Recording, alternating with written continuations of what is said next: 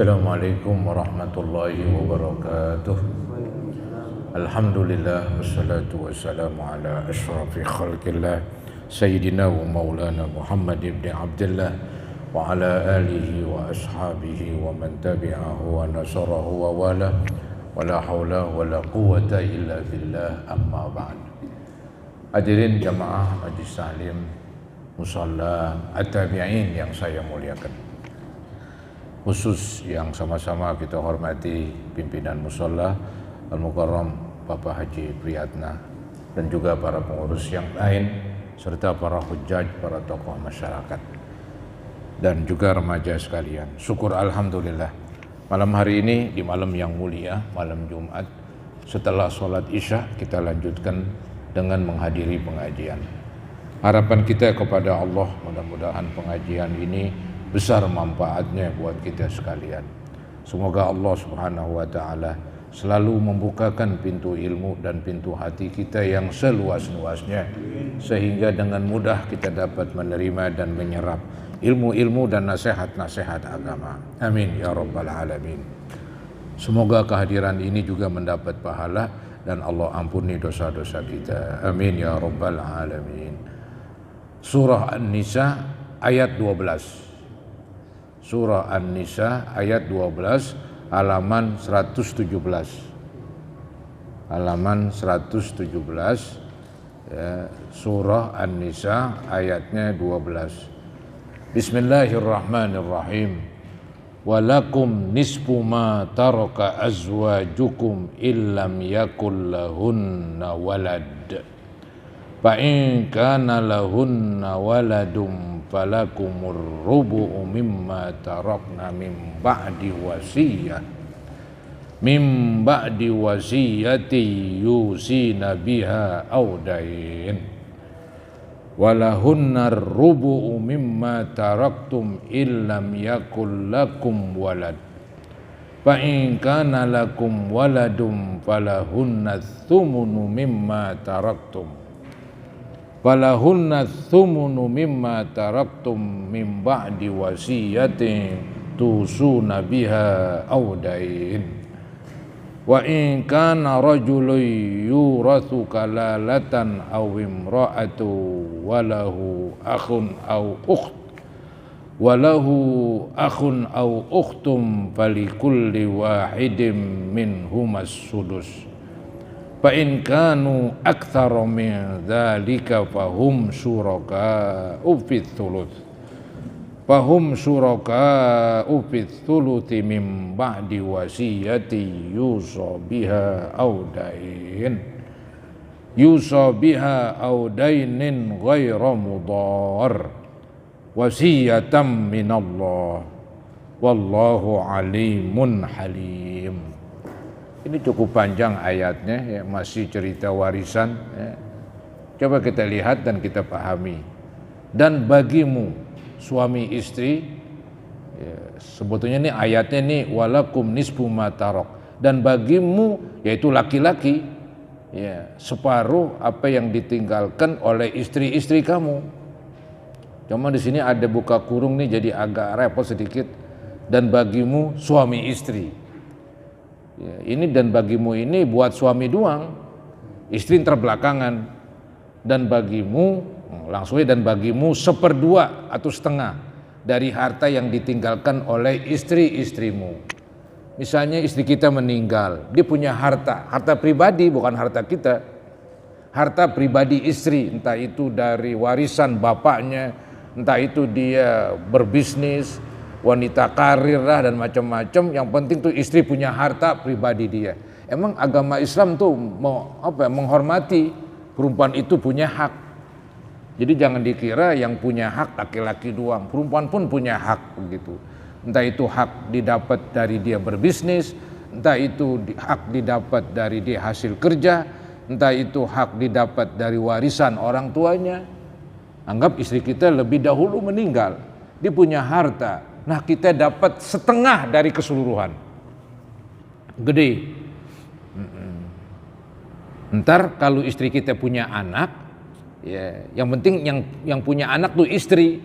Entah itu anak dari suami dulu kali, atau istri kita punya anak dari kita, maka kita ini ya mendapat, kalau tadi separuh gara-gara istri nggak punya anak, kalau istri punya anak dapat separuh dari separuh, seperempat begitu. Kalau suami yang meninggal, nah kurang separuh lagi. Kalau suami yang meninggal, suami nggak punya anak, maka istri bukan dapat seperti suami tadi setengah, separuh dari setengah, seperempat. Kalau suami punya anak, walaupun anak dari istri yang lain, suami meninggal, maka istri dapat separuh dari seperempat, yaitu seperdelapan. Ya, seperdelapan. Coba kita lihat artinya, dan bagimu seperdua, bagi suami setengah dari harta yang ditinggalkan oleh istrimu, istri-istrimu. Ada syaratnya tuh, syaratnya jika istri-istri tidak mempunyai anak. Anggap punya anak udah pada meninggal, paling gede memang tuh suami paling gede dapat kalau istri meninggal. Kalau istri nggak punya anak, separuh harta istri. Nah, ntar kalau istri punya anak, baik dari kita atau dari orang lain, dari suami dulu, kita nggak separuh lagi dah. Karena ntar buat anaknya, tadi kan nggak punya anak, jadi anaknya nggak ada, jadi nggak ada bagian khusus buat anak, karena emang nggak punya anak. Jadi bagian suami naik pangkat, jadi setengah.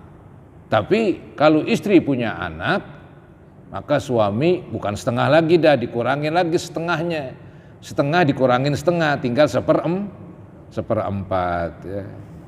Tuh, jika istri-istrimu itu mempunyai anak, maka kamu mendapat seperempat dari harta yang ditinggalkan oleh istri sesudah dipenuhi wasiat ya. Jadi wasiat dulu tuh dikerjakan ya. Dikatakan sesudah dipenuhi wasiat yang mereka buat, yang istri buat, dan sesudah dibayar hutangnya, hutang istri.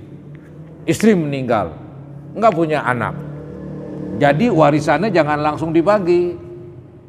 Ya, kalau ada warisan, lihat dulu punya wasiat atau enggak. Oh, ada wasiat dulu, sebelum meninggal diberwasiat, kalau saya meninggal nanti serahkan harta saya ke masjid atau ke musolat at-tabi'in, jadiin wakaf produktif ya. Diserahkan 50 meter tanah, sedangkan tanahnya ada 200 misalnya, boleh itu, karena wasiatnya nggak boleh lebih sepertiga. Jangan tanahnya 100, wasiatnya 50. Berarti wasiat setengah ya, melebihi dari wah agama melarang, maka ntar dikeluarin sepertiga aja. Ya, tanah ada 100, diberwasiat untuk wakaf produktif, hasilnya buat untuk kemaslahatan musola, begitu, 50 meter, padahal tanah cuma 100, maka diambil enggak 50, karena 50 lebih dari separuh dia. Maka ambillah sepertiga saja, lebih kurang 33 meter. Jadi 33 meter buat musola, jadiin wakaf produktif, sisanya sekitar 66, nanti dibagi kepada ahli waris. Ya, 66 ini suami dapat separuh, jadi 33. Entah 33 ini lihat, dia punya siapa ini? Punya bapak kali, bapaknya masih ada, atau punya saudara. Kalau dia punya saudara yang habisin. Ya, saudara yang habisin. Nah, ini repot ini Mang nih, ini masalah warisan pusing ini. Jadi jangan ditanya dah. Dapat dong. Bapaknya nanti ngabisin, ibunya dapat. Ya, dapat banget. Itu yang nggak pernah ketutup, ibu sama bapak, anak itu nggak pernah ketutup itu. Ke atas ibu bapak. Kalau kakek belum tentu. Jangan-jangan kakek ketutup gara-gara ada bapak. Nenek ketutup gara-gara ada ibu. Kan yang lebih dekat yang berhak. Cucu ketutup gara-gara ada anak. Jadi anak dan orang tua selalu dapat. Anggap saya meninggal. Anak punya, istri punya, bapak punya. Bapak dapat. Ya. Ibu dapat, ibu saya. 1/6 apa begitu. Ya. Anak saya dapat begitu. Istri saya dapat, banyak itu. Ya, banyak udah, sarang sedikit dah. Karena keluarganya masih komplit. Ya, biasanya kan kalau orang meninggal, bapak ibunya udah nggak ada biasanya. Bapak ibu udah nggak ada, maka bagian ibu bapak udah nggak ada. Paling yang ada anak, begitu. Anggap anak nggak ada, ya udah. Ya, suami dapat separuh, sisanya nanti lari ke saudara itu istri, dihabisin. Ya, begitu. Ntar kalau saudara yang nggak ada, lari lagi ke anak saudara. Anak saudara yang nggak ada, lari ke paman. Paman nggak ada, lari ke anak paman. Nggak ada juga, masuk kas negara. Enggak lah, kalau nggak ada juga nanti ada namanya zawil arham, yang jauh-jauh itu. Famili yang jauh-jauh namanya zawil arham. Itu agak pusing lagi tuh nyarinya itu. Ya, agak repot. Ya, jadi saudara nggak ada, anak nggak ada, ponakan nggak ada, paman nggak ada, lari lagi cari tuh. Ya, yang jauh-jauh. Ya, yang jauh itu namanya zawil arham istilahnya. Wah itu sulit udah.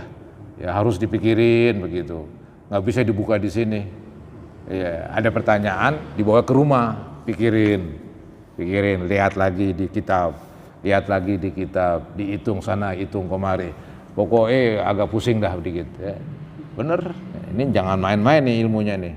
Ilmu paroid, ilmu warisan. Ya. Baik, kita ulangi lagi dah. Dan bagimu, ya maksudnya bagi suami ya, 1/2 dari harta yang ditinggalkan oleh istri-istrimu. Jika istri tidak mempunyai anak. Jika istri-istrimu itu mempunyai anak, maka kamu mendapat 1/4 dari harta yang ditinggalkannya. Dengan catatan sesudah dipenuhi wasiat yang mereka buat dan sesudah dibayar hutangnya. Kalau istri punya hutang, maka bayar dulu, bayar. Selesai, ada sisanya, baru buat ahli waris. Itu 2 diutamakan tuh, wasiat sama hutang. Wasiat pun hutang. Hutang dia kepada Allah, dihutang dengan wasiatnya. Kalau saya mati, berikan kepada fakir miskin masing-masing 1 juta begitu. Seharga 100 juta. Utang juga dia sama orang miskin. Jadi wasiat sama hutang hampir sama. Nazar juga begitu. Nazar belum dipenuhin.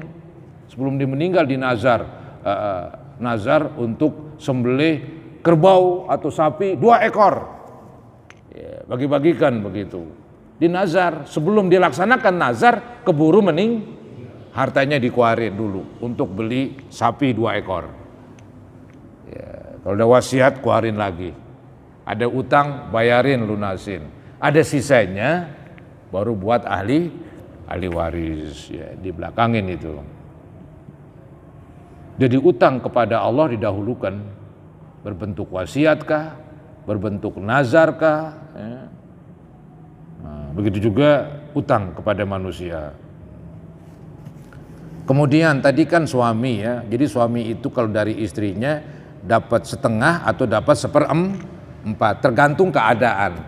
Nggak punya anak setengah, punya anak 1/4. Sekarang meningkat tentang bagian istri.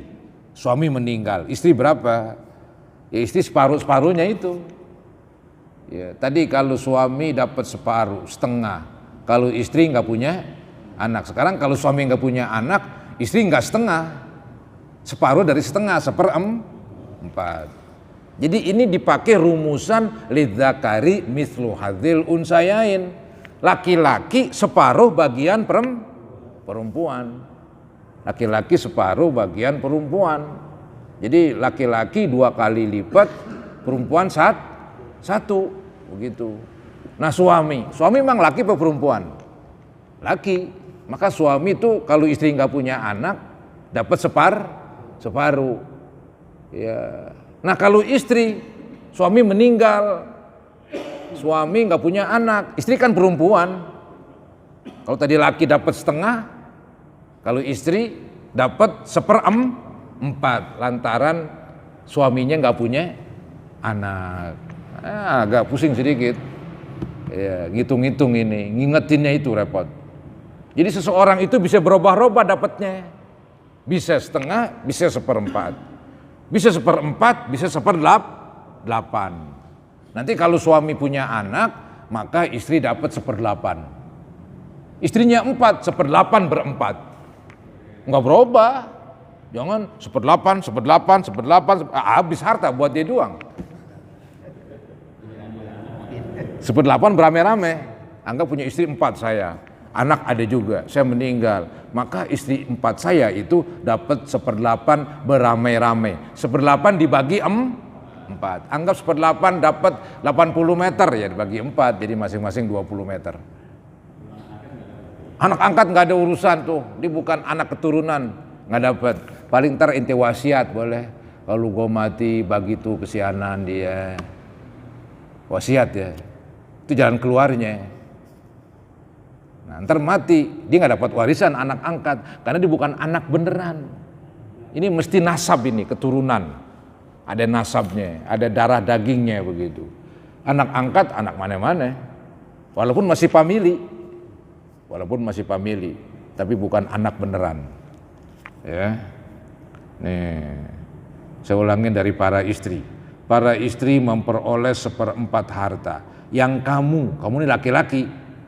Ya, para istri memperoleh 1/4 harta yang kamu wahai suami ya laki-laki tinggalkan jika kamu tidak mempunyai anak. Tuh, dapat 1/4. Jika kamu mempunyai anak wahai suami, maka para istri memperoleh 1/8 dari harta yang kamu tinggalkan. Ya sudah tentu sesudah dipenuhi wasiat yang kamu buat dan sesudah dibayar hutang-hutangmu. Jadi harta nggak boleh dibagi-bagi kecuali anggap suami meninggal, harta nggak boleh bagi-bagi kecuali hutang suami lunasin, ada wasiat lunasin, ada nazar lunasin, sisanya baru dibagi-bagi. Begitu cara pembagian warisan.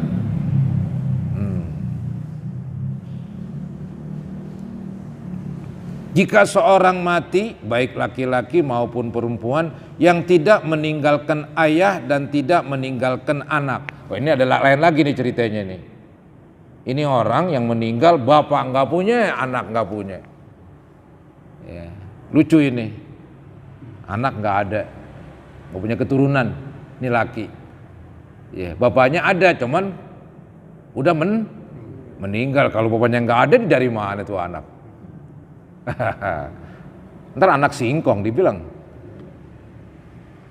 Ya, pasti setiap anak ada bapaknya. Cuman pengertian gak ada bapaknya sudah begitu. Saya misalnya, bapak saya udah meninggal, anak gak ada. Ntar siapa itu yang dapat? Ya saudara saya. Ada saudara sekandung dapat. Ya. Saudara yang gak sekandung juga dapat nanti. Ya, bagiannya kecil. Nih, jika seseorang mati, baik laki-laki maupun perempuan, yang tidak meninggalkan ayah udah meninggal, dan tidak meninggalkan anak, emang gak punya keturunan, ya. Namanya mandul, gak punya keturunan. Tetapi mempunyai seorang saudara laki-laki seibu saja. Saudara laki-laki, ya, saudara maksudnya jenis kelaminnya laki, cuman seibu masih dapat juga tuh. Kalau sebapak kuat banget, dintar bisa ngabisin. Ya, jadi keluarin harta buat saudara seibu, sisanya masih banyak, dihabiskan oleh saudara sebapak, namanya asobah. Iya, bapak nggak ada. Anak nggak ada. Nah yang ada saudara-saudara. Nah, saudara seibu dapat sekian nanti ini. Ya. Saudara seibu dapat 1/6. Kan masih banyak, masih nyisa 5/6. Kan begitu. Ya.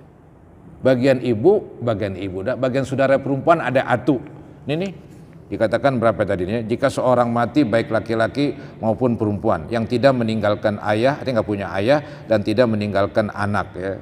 Anaknya nggak ada juga, mandul. Tetapi mempunyai seorang saudara laki-laki seibu saja, atau seorang saudara perempuan seibu saja, maka bagi masing-masing dari kedua jenis saudara itu 1/6 harta. Dikit bagiannya, 1/6. Ya, anggap tanahnya 60 meter. Ini orang nggak punya bapaknya udah meninggal, nggak punya anak, mandul, punya istri 1. Ya, nah ingat tuh tadi istri dapat berapa? 1/4, karena suami nggak punya anak, istri dapat 1/4. Kemudian ada saudara perempuan, saudara seibu maksudnya, saudara seibu, mau perempuan ke, mau laki ke, masing-masing 1/6, kan nggak habis harta itu dibagi, maka nanti yang habisin saudara sebapa, asobah namanya. Saudara sebapa nggak ada, anak-anaknya itu ponakan nggak ada, lari ke atas, paman, saudara dari orang tua laki yang habisin, itu namanya paman nggak ada, anak paman, waduh repot juga sudah, cari-cari terus supaya habis, ya, harta supaya habis dibagi-bagi. Ya, jadi ini masalah pembagian harta, saya terus terang aja itu.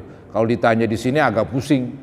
Iya, jadi kalau ditanya nanti saya bawa dulu masalahnya, saya lihat-lihat. Itu kadang-kadang berhari-hari, ya berhari-hari. Agak pusing juga begitu, ngitungnya. Kemudian apakah diberhak atau tidak, haknya berapa? Itu lihat sana, lihat kemari. Nggak bisa sepihak aja begitu, harus lihat semuanya. Baik, ini asal tahu saja ini. Jadi saya ulangin lagi, jika seseorang mati baik laki-laki maupun perempuan yang tidak meninggalkan ayah dan tidak meninggalkan anak, tetapi mempunyai seorang saudara laki-laki seibu saja, atau seorang saudara perempuan seibu saja, maka bagi masing-masing dari kedua jenis saudara itu 1/6 harta. Kalau seseorang punya anak laki, dia sih nggak bakalan dapat, saudara nggak dapat, gara-gara ada anak laki, habis semua, pukul habis. Yang repot kalau punya anak perempuan, nggak dihabisin. Anggap punya anak perempuan 10, 5, 7 berapapun, dia dapatnya 2/3. Berarti masih sisa 1/3. Ya, anak laki nggak ada, nanti lari ke saudaranya, saudara si mayit. Lari ke saudara si mayit. Ya, begitu. Tetapi jika saudara-saudara seibu itu lebih dari seorang, anggap 2-3 orang, maka mereka bersekutu dalam yang 1/3 itu.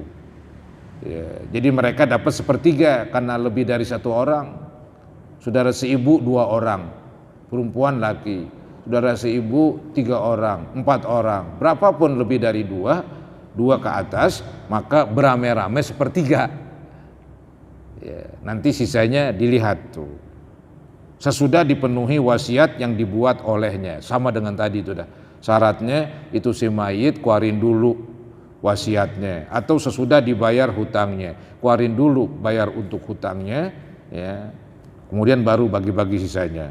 Dengan tidak memberi madharat kepada ahli waris. Nih, jadi si mayit nanti hartanya sebelum dipecah-pecah, kalau ada wasiat, harus wasiat itu dilebih dahulukan, diutamakan. Ya, arti keluarin dulu wasiat, baru bagi-bagi warisan. Nah, wasiat ini Allah tekankan jangan memberi mudarat kepada ahli waris. Maksudnya apa ini? Jangan wasiat menyusahkan ahli waris. Loh, Kok wasiat menyusahkan ahli waris? Bila mana wasiat lebih dari 1/3. Tadi kan dibilang wasiat maksimal 1/3. Ada orang berwasiat, nanti kalau saya mati berikan harta ini kepada anak angkat. Dihitung-hitung anak angkat diberi lebih dari 1/3, nggak bisa. Jadi yang dilaksanakan hanya 1/3. 2/3-nya buat ahli waris. Maka dari itu nggak boleh itu seseorang berwasiat tapi memudaratkan. Apa mudarat? Membahayakan, merugikan ahli waris. Kasihan ahli waris yang ada pertalian hubungan erat itu, hubungan darah. Ya, bagiannya jadi sedikit gara-gara wasiatnya lebih dari 1/3, nggak dijalanin. Itu wasiat berbahaya, nggak dilaksanakan. Begitu. Dengan tidak memberi mudarat, dengan tidak memberikan bahaya atau kerugian kepada ahli waris. Itu ada 274 nanti ada penjelasannya. Allah menetapkan yang demikian itu sebagai syariat. Ini syariat Allah ini, masalah warisan. Jadi kita nggak boleh sebetulnya bikin aturan sendiri, nggak boleh, harus ngikutin. Ya, termasuk saya bilang, bagaimana kalau bagi sama aja begitu, punya saudara laki perempuan, kadang-kadang ada usul bagi sama aja. Atau nih si mayit sebelum meninggal pesen, nanti bagi sebetulnya sih nggak perlu diikutin. Ya. Jadi tetap bagi secara agama. Laki 2 kali bagian perempuan begitu. Anggap tanah ada 90, punya anak 2, laki perempuan. Laki dapat 2 kali bagian perempuan, perempuan dapat 30, laki dapat 6. Ini perempuan nggak bisa paksa harus bagi 2. Jadi serang berapa? 45, nggak bisa begitu. Ikutin agama. Laki dapat 60 meter, anak tanya kan ada 90, laki dapat 60, anak perempuan dapat 30. Nah nanti kalau kata laki, udah nanti saya pecah sama aja, berarti laki memberi bagiannya kepada perempuan. Maka sebaiknya nih kalau cara saya nih, sebaiknya bagi dulu hak laki berapa? Ya, hak laki tadi 60, perempuan dapat 30. Nah kalau pengen punya sama, jadi yang 60 meter ambil lagi 15 ya, kasih adik atau empu yang perempuan, jadi masing-masing 45. Jadi 15 pemberian dari laki kepada bukan warisan, pemberian, hadiah, hibah. Hebat banget tuh laki, jempol itu. Jangan dipukul habis. Anggap ada perempuan 3, laki 2. Kemudian pakai patok aja udah pecah sama begitu. Mungkin boleh jadi ada salah satu laki nggak setuju, tapi dia terpaksa. Ya, berarti ada bagiannya itu diambil dengan terpaksa, hukumnya haram. Nggak boleh ngambil bagian orang yang memberinya terpaksa. Ulama dulu menyontohkan begini, misalnya nih ada seseorang, kalau saya minta-minta, nggak ada tamu, nggak bakalan dibagi. Ada tamu tuh di rumah orang, pas banget, minta Pak, dia ogah malu sama tamunya. Saya dibagi. Pembagian itu haram saya makan. Karena yang memberinya karena terpaksa atau karena malu. Nggak boleh itu, yang ngerti nggak mau tuh. Nggak boleh. Pemberian yang terpaksa, pemberian yang malu, karena malu, penerimanya haram.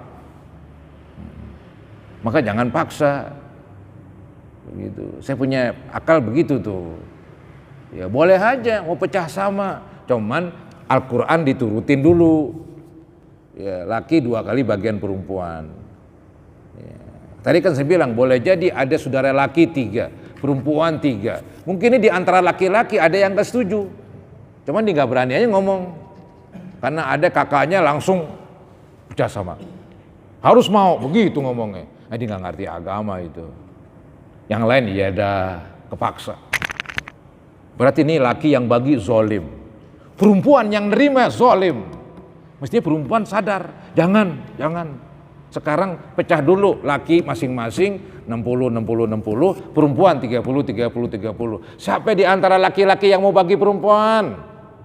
Oh, si ini doang ya, si ini dibagi, bagi-bagiin. Ada si itu ogah, ya ogah nggak apa-apa, tetap bagiannya utuh. Paham itu ya? Iya. Maksud saya, hormati hak orang lain yang udah ditetapkan oleh Al-Quran. Begitu. Nah, Al-Quran menetapkan lidzakari mislu hazzil unsayain. Laki-laki 2 kali bagian perempuan. Kenapa itu laki-laki 2 kali bagian perempuan? Tanggung jawabnya besar. Kalau laki-laki nikah, dia yang tanggung jawab. Nanti punya istri, diberi nafkah. Punya anak, diberi nafkah. Kalau perempuan dapat warisan separuh, kemudian dinikah, duitnya utuh. Warisannya utuh. Karena perempuan kalau menikah, dia nggak wajib memberi nafkah suaminya. Suami wajib memberi nafkah kepada perempuan, istrinya. Nggak wajib tuh perempuan memberi nafkah kepada anak-anaknya. Karena yang berkewajiban adalah laki-laki, yaitu suami. Karena tanggung jawabnya laki-laki lebih banyak, perempuan sedikit, maka kebijakan Allah, laki-laki bagiannya 2 kali lipat. Itu adil namanya. Maka pernah saya bilang, apa itu adil? Adil itu yang beda dibedain. Sekarang saya tanya, tanggung jawab laki, tanggung jawab perempuan beda apa sama? Beda. Karena beda, maka bagiannya dibedakan. Itu namanya adil. Kalau kamu samakan, enggak adil. Tuh, enggak adil malah. Tapi orang kan pikirannya picik. Dipakai ngikutin pikiran manusia, bukan keinginan Allah. Kalau Allah buat peraturan, pasti adil. Kadang-kadang cuman otak kita belum sampai kali begitu. Udah pasti adil. Tapi orang nggak ngerti, apalagi emansipasi harus sama. Kacau itu, usut. Emansipasi, ya paling ntar ada yang kecapean, perempuan kecapean misalnya. Emansipasi, jadi perempuan mesti kerja, laki mesti kerja, semuanya kerja. Asal kuat aja tenaga tuh lah. Ya paling ntar perempuan kan lagi main, capek, ntar melahirkan, berat. Dia kudunya nggak usah kerja, dia malah diberikan duit dari hasil kerja suami. Nah dicapek dia akan main, dia melahirkan, ngurusin anak. Kalau dikerja, habislah, ya, capek begitu. Kita nggak keurus rumah tangga, akhirnya berantem suami istri. Ujung-ujungnya cerai. Ujungnya cerai. Lagi kata bini, duit gue banyak gajiannya. Gajinya gede tuh istri. Kadang-kadang begitu. Istri lebih banyak tuh gajinya daripada suami. Wah, galakan istri. Salah sedikit suami, udah gue minta cerai. Nggak diceraiin, gue pengadilan. Gue bayar pengadilan. Aduh, semuanya itu kacau. Semuanya kacau. Berantakan semuanya. Berantai. Ya karena keadaan begini, emansipasi begitu. Baiklah para hadirin, kita lanjutkan. Ya, di sini Allah menetapkan yang demikian itu sebagai syariat yang benar-benar dari Allah. Dan Allah Maha mengetahui lagi Maha penyantun. Tuh lihat, Allah Maha mengetahui. Jadi ketika membuat peraturan warisan, mantap. Allah Maha tahu. Kalau manusia nggak Maha tahu, taunya pun nggak akan dibelajar. Yang tahu tuh yang di depannya, yang akan datang dia nggak tahu yang akan datang. Karena manusia ini terbatas, berarti hasil produksi dari peraturan manusia nggak sempurna. Kalau produksi peraturan Allah itu semua bagus. Yang bikin Allah Maha berarti peraturan Allah cocok untuk semua masa, semua zaman. Peraturan manusia nggak cocok. Contohnya nih dalam politik ya, zaman dulu ya presiden dipilih oleh DPR, MPR. Kemudian nggak cocok. Reformasi dipilih oleh rakyat. Begitu selalu berubah-ubah tuh peraturan. Karena yang bikin kalau yang bikin manusia selalu berubah-ubah. Kalau yang bikin Allah segini aja udah tetap. Al-Quran gak bisa berubah. Ini kalamullah. Gitu. Baik, selanjutnya ayat 13. Ayat 13.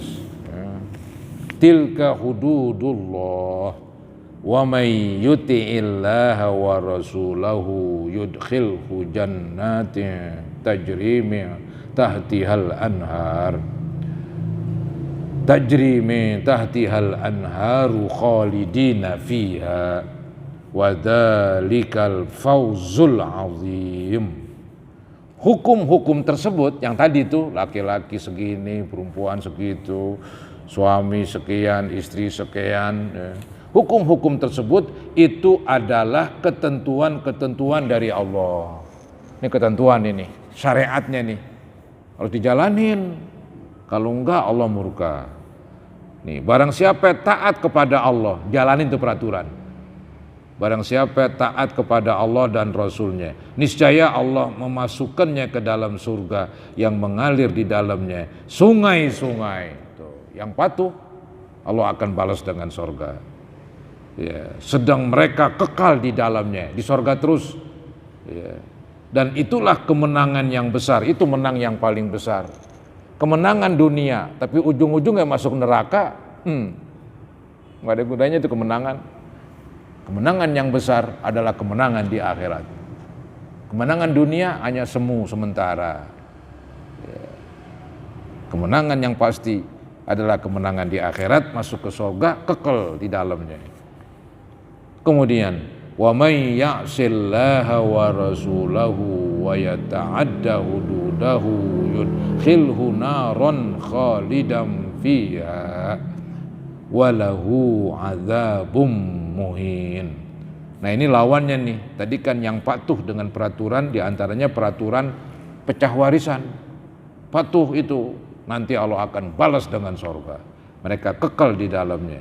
Kebalikannya yang durhaka nih, dan barang siapa yang mendurhakai Allah dan Rasulnya dan melanggar ketentuan-ketentuannya, niscaya Allah memasukkannya ke dalam api neraka, sedang ia kekal di dalamnya, dan baginya siksa yang menghinakan.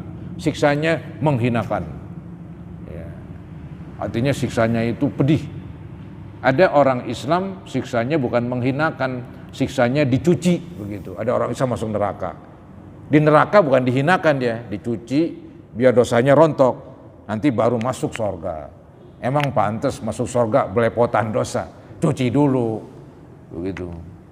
Nah itu kalau orang Islam masuk neraka itu bukan menghinakan, dibersihkan. Tapi kalau orang kafir masuk neraka dihinakan habis-habisan udah. Selama-lamanya orang Islam masuk neraka diangkat, dicomot begitu. Ya. Itulah saudara-saudara perbedaan antara neraka orang kafir, neraka orang Islam. Kalau dia berbuat jahat dan dia nggak bertobat,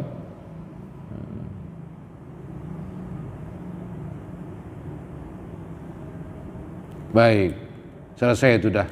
Ada tambahan nih di bawah ini, nomor 274 ini yang tadi itu.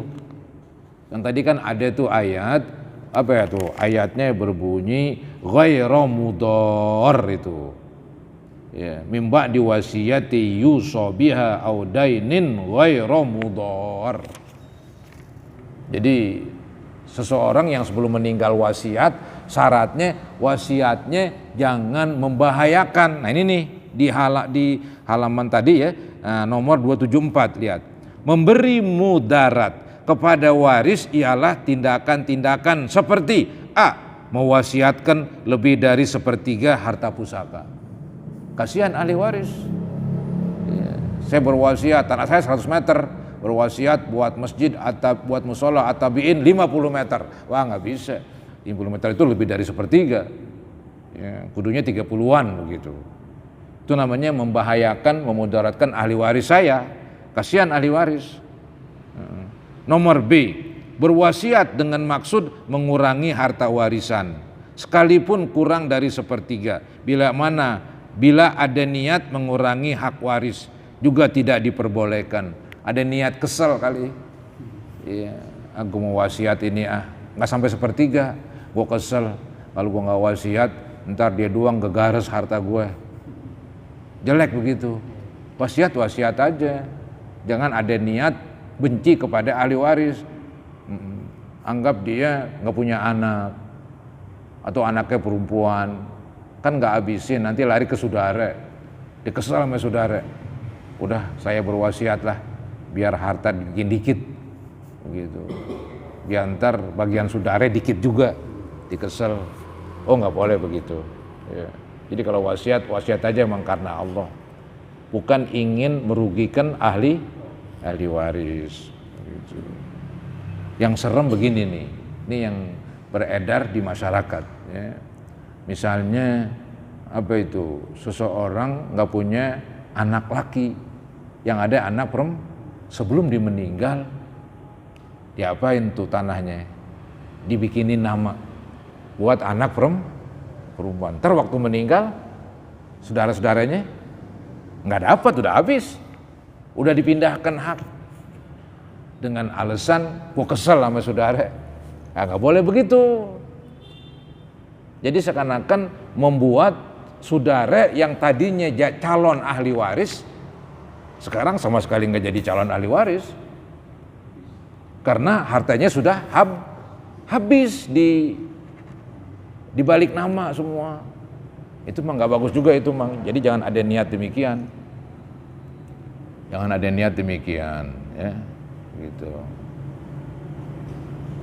Jadi membagikan apa kepada orang lain sebelum jatuh ke saudara. Jangan ada niat demikianlah, gitu. Nanti jadi dosa. Baik, ada yang bertanya, saya persilakan.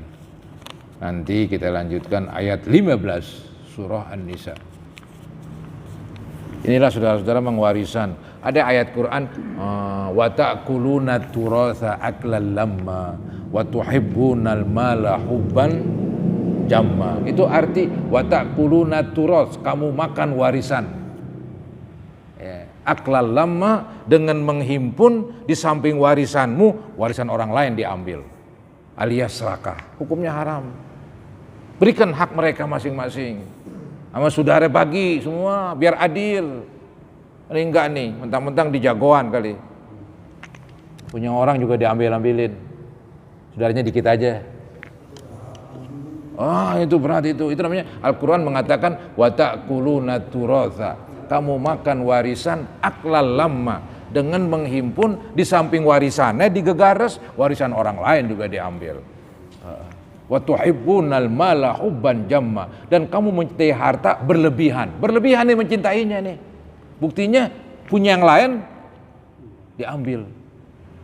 Ya. Cintailah harta dia, jangan harta orang lain mau diambil. Itu wa ta'kuluna turasa aklal lamma wa tuhibbunal mala hubban jamma. Ajo itu. Al-Quran udah nyebutin. Jadi susah nih para, saya ngomong agak pedes begitu. Ya ini kadang-kadang di masyarakat terjadi. Iya terjadi itu, susah. Emang kalau masalah duit orang hijau udah matanya, kan hijau merah lah. Dulu duit hijau kali, sekarang duit merah kan. Ada yang hijau dikit banget harganya. Itu susah udah. Jadi pada merah tuh mata dah, lihat duit.